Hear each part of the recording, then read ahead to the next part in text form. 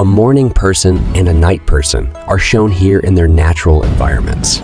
The early bird gets up with the sun, bouncing out of bed energized. They gradually become more and more worn out throughout the course of the day, before collapsing around sundown. The night owl, meantime, gets out of bed groggily after the sun has already risen. They start to come to life after a cup of coffee.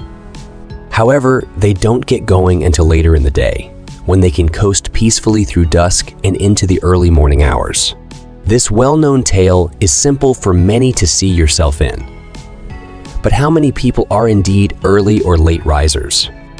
Do our innate sleep patterns already exist at birth?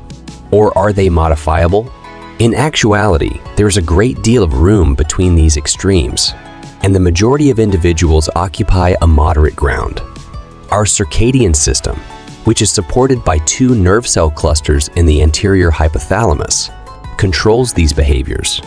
These nerve cells track the day, night cycle that governs your body's internal clock, or circadian rhythm, by responding to light exposure coming in through your eyes. The body's steady rhythm contributes to the flow of hormones, and the larger circadian system functions as a conductor to keep all of your organs operating at the same time. And controlling the body's transitions between being awake and being asleep is a crucial component of that performance. Now, your circadian system can't simply decide that it's time for bed and put you to sleep. However, the system can estimate when you need sleep and prepare your body properly by monitoring how much light you regularly get and when you typically get it during the day. For instance, if you constantly go to bed at 10 o'clock to signal to your body that it is time for bed, your circadian rhythm will begin manufacturing the sleep-inducing hormone melatonin around 2 hours earlier. Can we change this rhythm by just adhering to a rigid schedule if it is shaped by our sleeping patterns? Up to a point. Because every person's body is distinct, even two persons with the same sleep schedule could have various experiences depending on the hormonal idiosyncrasies of their circadian systems. For instance, right before waking up, early birds typically experience a cortisol surge. Cortisol levels often peak for night owls, 30 minutes after awakening. Your circadian rhythm is affected by hormonal variations like these. And while these aspects may change as you age, your body's optimal sleep pattern is not likely to change.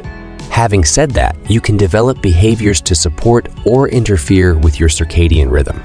Having regular sleep patterns enables your body to determine when to release hormones, enabling you to adhere to your schedule more easily. On the other hand, studies on sleep. Deprived college students have discovered that their erratic sleeping patterns damage their entire circadian system. Compromised circadian rhythms can lead to health hazards, such as metabolic diseases, and weak immune systems, and are less effective at coordinating organ function. However, light hygiene may be equally as significant as sleep hygiene. To synchronize your circadian rhythm, you need to experience enough contrast between bright daylight and dark evening light. And nothing better than sunlight makes this contrast. Sunlight is substantially brighter than typical interior illumination, even on cloudy days. In order to train your body when to be active and attentive, consider going outside as soon as you can if you're usually awake during the day. Maintaining a sleep pattern that conflicts with your body's desires is challenging. And even if you are successful for months, all it takes is one bad night to reset your circadian clock. There is no wrong time to wake up or go to bed, as long as you are consistent, regardless of whether you are an early bird, a night owl, or anywhere in between. Getting enough sleep is crucial to being prepared for the day.